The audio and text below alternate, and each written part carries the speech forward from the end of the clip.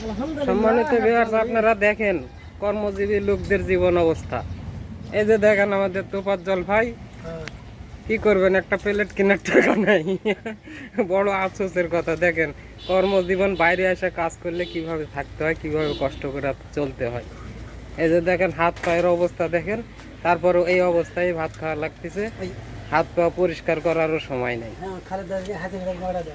আপনারা যদি আর চাইতে এদের চাইতে একটু যদি ভালো থেকে থাকেন তাহলে অবশ্যই এই ভিডিওটি এড়িয়ে যাবেন না। একটু দেখেন, এই যে দেখেন ভাত খাওয়ার স্টাইল দেখেন।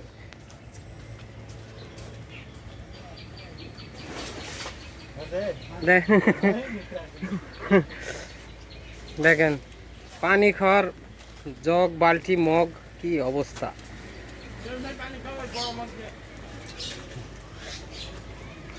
দেখি ওই যে ওই সাইডে আরেকজনে হ্যান্ডেল মারিচ্ছে, দেখি ওই কিভাবে ভাত খাচ্ছে।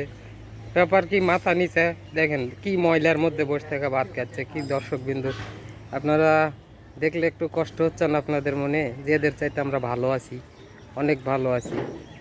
ভিডিওটি এড়িয়ে যাবেন না, ভিডিওটি দেখবেন। ধন্যবাদ।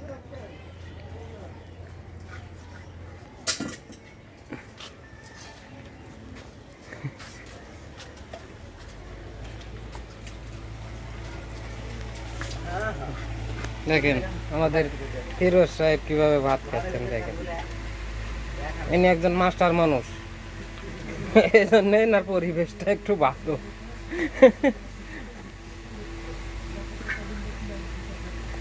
ফিরোজ সাহেব কি দেওয়া ভাত খাচ্ছেন?